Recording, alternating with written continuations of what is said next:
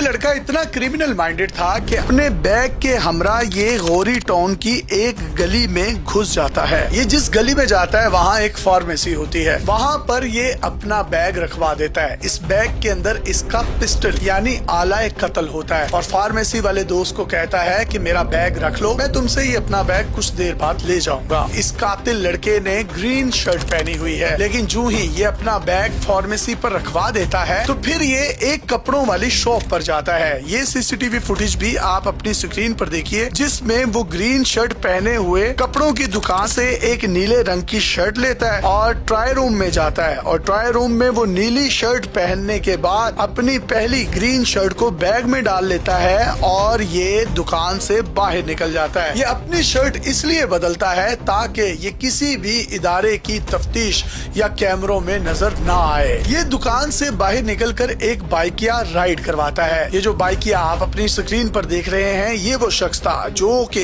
इसको अपनी बाइक पर पीछे बिठाकर फैजाबाद अड्डे पर छोड़ कर आता है। फैजाबाद अड्डे की तस्वीरें भी आप अपनी स्क्रीन पर देख सकते हैं, जिसमें ये शख्स बाइकिए के पीछे बैठा है और अब ये इस्लामाबाद से लाहौर जाने वाली स्काईवे की बस की 24 नंबर सीट पर बैठ जाता है और ये स्क्रीन पर आप उसका सीट नंबर और नाम भी देख सकते हैं। अब इसका शातिर दिमाग देखिए, जब स्काईवे की बस इस्लामाबाद से लाहौर के लिए निकलती है तो जो भेरे का क्यामो ताम आता है। ये लड़का स्काईवे की बस से उतर जाता है और मोटरवे की दोनों सड़कें क्रॉस करता हुआ भेरे की उस साइड पर चला जाता है जो अब इस्लामाबाद की तरफ जाती है। वहाँ एक और गाड़ी में बैठता है और दोबारा इस्लामाबाद पहुँच जाता है।